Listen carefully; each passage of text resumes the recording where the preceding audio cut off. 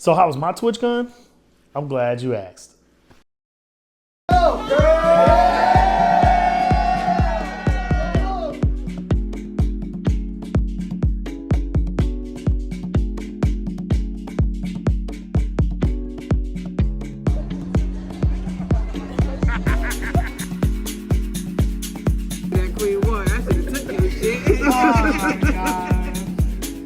Yeah, he's over there jigging. Having a good old time. Yeah.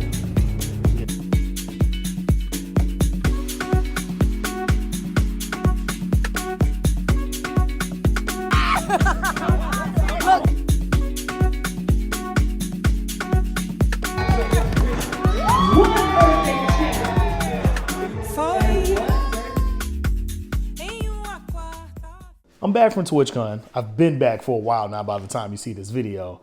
And let me tell you, it was probably the best TwitchCon that I've been to since the first one in 2022. Now, obviously it wasn't perfect, but let's talk about the good, the bad, the weird stuff that happened. And I also talk about the elephant in the room.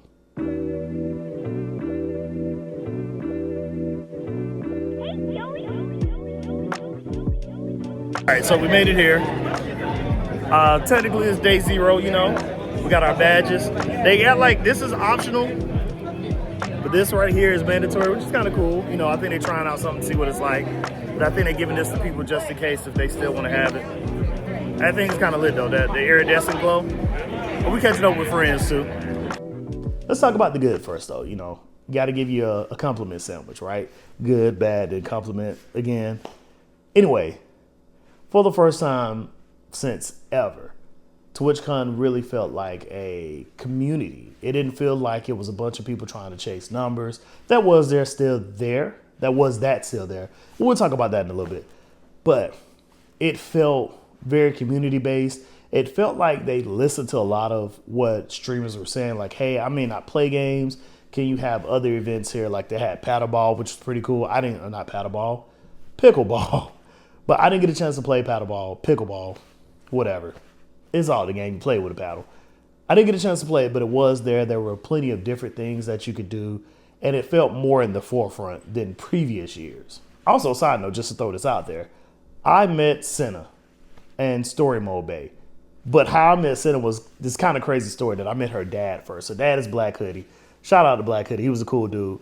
Ended up meeting him first, was talking to him, and then she kind of eventually came over there and I met her too. I didn't know Senna before Saturday night, but now I know Senna. I probably still won't go to her streams right away because I'm not a big stream watcher, but it was cool to kind of meet them, and it felt more like they were very down to earth versus, you know, the previous years you have people like Amaranth and Pokemon, and I don't know how down to earth they are, and I'm not trying to like dump on them or anything, but I wasn't in a spot where I could meet them versus, you know, watching Senna, Story Mode Bay, TK Breezy, all of these other folks who will partner, just walk around chilling like, you know, they're normal people. And that was pretty cool. Another side note to that, I invited them to Alabama A&M's homecoming. I guess because of the energy of homecoming week leading into TwitchCon had me so excited that I was like, hey man, y'all should come down to Huntsville, Alabama. Whatever, right? They're not going to come. But it was, I guess, a great idea to think about inviting them. I met more black streamers than I've met in previous years. It's almost kind of compared to DreamCon's meeting of black streamers, which DreamCon is 90% black, I would assume.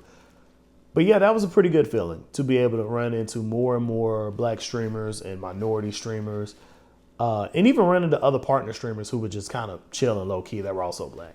Someone who knows how to ride. Without even falling down. Okay. Gotta be compatible. Take it to your what? Take it to my limits. Yeah. Girl, when I break you off. What? Conversation don't wanna get off. Oh yeah, DreamCon had a lounge, and it was pretty good. It was honestly the best part of the con for me. Just being able to go up there and sing, see the support for karaoke, not just for me, but for other folks. We even had a guy up there who did Mother, and man, he killed it. I will show you like 2 seconds of it, but he killed it. Oh, wow. Wow. Oh, get it!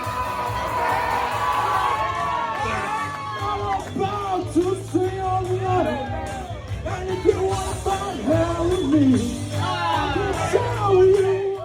one of my goals for this year's TwitchCon was to chat with locals and see how they felt about it. The cool thing is, Truly is a San Diego local. And so he took me around the city and he took me to like the local spots, the spots that the average person would probably hang out at. And then even when we went out, we met a couple of locals and they were just telling me about some cool things about the city in general. And that was pretty nice. And also, I ate good. I ate very good. I don't understand how much food I ate that weekend, but I ate good. I just want y'all to know. I even cooked on Sunday. We had a little cookout. We made some tacos, and that was pretty cool. That was like a send-off for the rest of the con.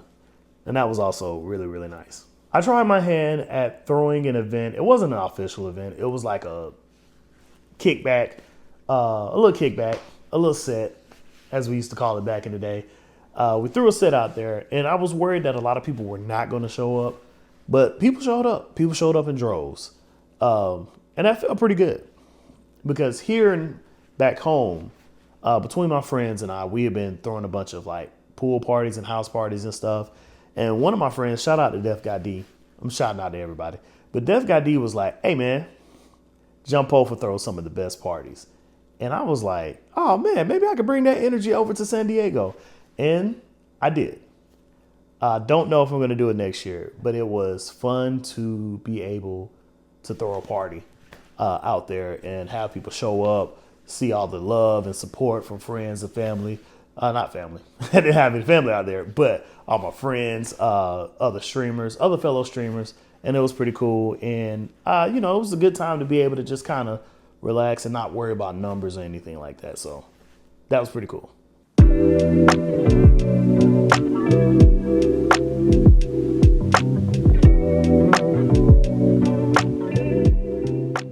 It's officially day 0. I'm also listening to Chief Keef right now. But I'm trying to find these people for the Creator, the Creator Cookout crew. I don't know what they exactly call themselves, but it's all the black creators. They got a skate party going on tonight. I'm just trying to find them. Now let's get into the bad parts, the not so fun parts about the trip. Obviously, TwitchCon is expensive. Even to this day, it's still about $100 more expensive if you want the entire package.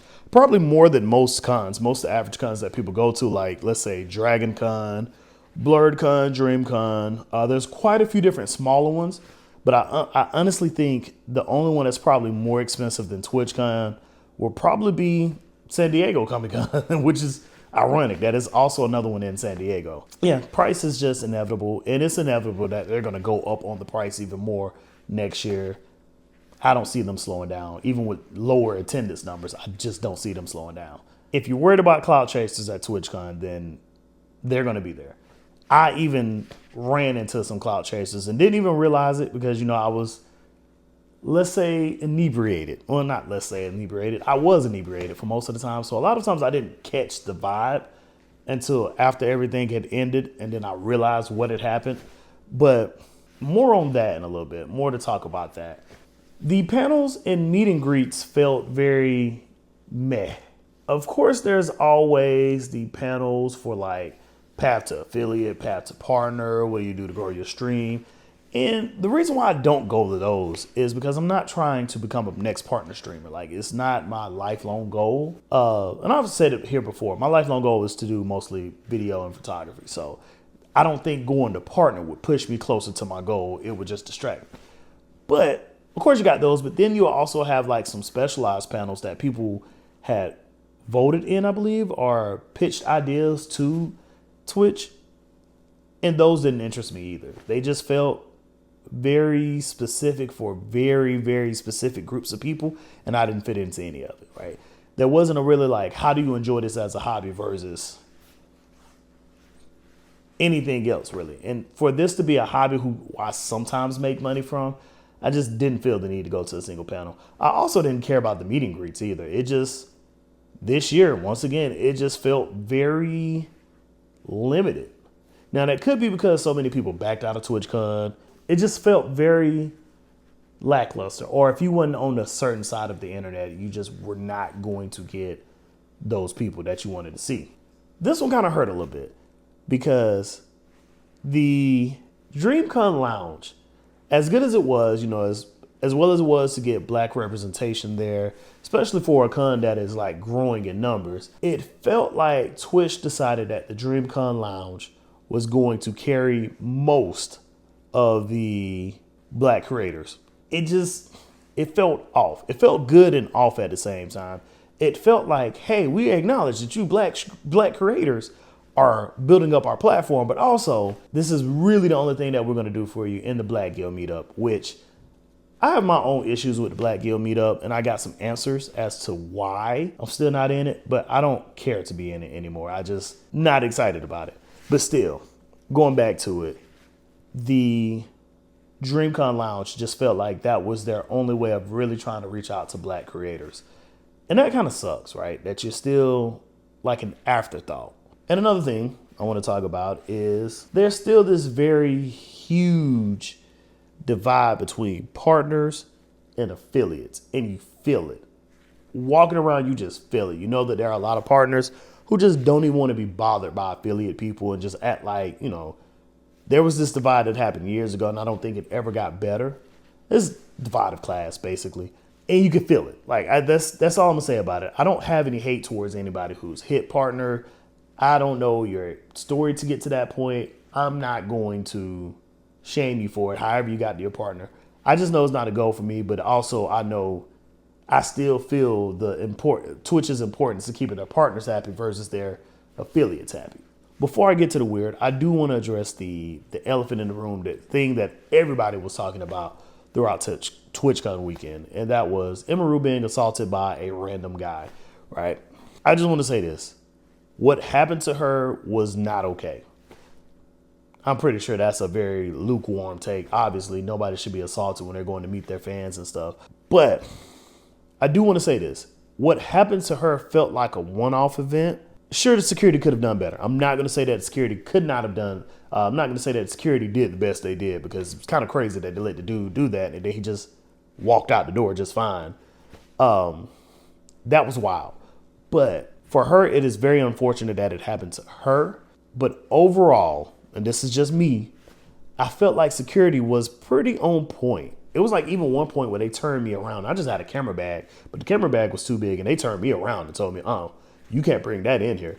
And there were multiple different checkpoints too, which makes that meet and greet even kind of weird of how something like that would happen, because there were multiple different checkpoints of not just security, but like staff and security. Like, even if you didn't know, to even be able to do a meet and greet with somebody like Emerald, you had to sign up for it. You had to sign up for it ahead of time. So there was security at the door. They were checking bags. They were scanning. They were doing all of that. There was also security once you first got inside. And I did not go to the meet and greet this year, but last year I do remember there being staff and security over there as well.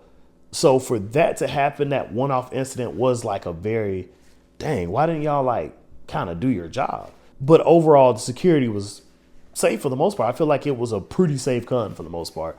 I know a lot of people won't agree. I also want to say this about it. We can both have a different experience of something and it be true. So if you feel like it wasn't safe, I'm not here to say that your opinion is wrong or how you felt about it, because we could both have the same experience. What makes this even weirder too is like, you see the whole situation with Emerald where they just let the dude walk, versus that Friday night at the bars, at the clubs, it didn't matter. Like, the security was not playing. Security, police, like we saw two dudes get in the fight and police just slammed them on the ground. I saw security shove out a couple. I actually caught them on video too and thought I was finna get jumped for a second, so my bad.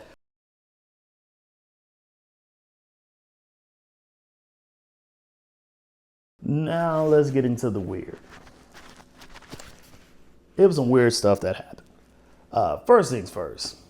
I don't know why, but this random woman was flirting with me and my friend at one of the bars, and it was bad. It was extremely bad. She was talking about how we could be dangerous. Like, why would you tell two black men, oh, y'all could be some dangerous guys like that? Okay. Like, yeah, if I wanted to talk to you before, I definitely don't want to talk to you now. But that was her flirting. That was actually her flirting. And she was hugging all up on us. She actually kissed all up on my friend too. And she was just hugging all up on me. and then was talking about, I want my friends to go to a gay club, but they don't want to go because they're not gay. And then I look at them and they have all the pride stuff in the world on. Like, what was she on? I don't get it. I honestly don't want her to ever flirt again, or maybe she needs to flirt when she's sober. If you see this video, I just need to let you know you kind of butchered that flirting a little bit. So my friend had met these two women. They were beautiful. Not gonna lie. They were fine. But he met these two women and they were talking to him for a little bit. And I kind of turned my back because I didn't care. Whatever, right? I'm drunk. I'm over here having a good time with people we know.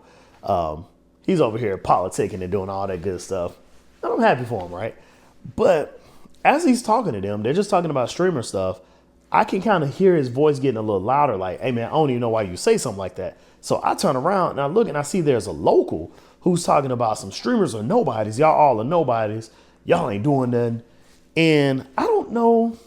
I honestly don't know if he was doing it to try to talk to the two girls, but they were also streamers. So they was like, what do you mean? And it felt weird. I'm not going to say that I was going to fight out there because the police were slamming folks on the ground. But it felt weird. That energy of like trying to hate on streamers felt weird. Like, okay, we get it. Nobody likes streamers. But why would you bring that up to 3 people that stream, especially the 2 women that you're trying to talk to? And they thanked us too. They was like, thank you for being nice and friendly and chill, which, you know, it's part of that Southern charm. But it was just kind of a weird situation that didn't need to happen. Although, yes, the dude did say that streamers are nobody and he was kind of coming from a hating standpoint. We still, especially with TwitchCon, I still have this big issue with people. I don't want to call it clout chasing, but a lot of people are there for networking versus being there to make friends, making genuine connections and things like that. And I just happen to be one of those people who are good at making genuine connections. Blame my uncle, blame my family, actually, because all of us can go in the middle of nowhere and make friends, even if we don't even speak the same language. Don't know how we do that. One of the things that does get to me is that if I take the time to approach you and have a conversation, I'm actually thinking that it's like a legitimate connection. It's not always a legitimate connection, but that's how I treat it. So like, I'm trying to be friends with you. I'm trying to talk to you. I'm trying to have a good time with you. And I will say this, it tends to happen more on the woman side, like women streamers, than it does for male streamers. And I'm not going to say that it's not for them trying to be safe or anything like that. It could be a safety thing that they're just like, I'm just going to talk to him for now, but then don't follow him or anything so he doesn't get any ideas, which I understand. But there are still some people who go there that you can tell that are very clearly on the, I'm just trying to bring my viewership up. I don't really care about you like that. You may be fun for the moment, but I'm not going to follow your stream. I'm trying to hit partner. I'm trying to do this and that. Still not genuine. You still have a lot of those people there. And I think that's always going to be the biggest thing that is going to hurt TwitchCon in the long run, is that a lot of people are still feeling this. It's about numbers. It's about how can I get you to follow me and watch my streams versus how can I, just connect with you and make a good friend. One of the biggest things that my mentor taught me, this is related to film, but it also can relate to this area, is that you don't want to try to be like cool with like the people who've already made it, because they're going to treat you a certain way and you're just not going to like it. You really want to be cool with the people that are going to be in the murk. What am I trying to say? In the mud with you. The ones that are struggling with you, like the people who are going up with you. And those are the ones that are going to be to help you out. Even with all of that being said, though, I still had a fun time at TwitchCon. I would do it again in a heartbeat. Well, let me back up. Would I go again next year? Most likely. Yeah, TwitchCon was the best TwitchCon that has been at least since 2022 for me.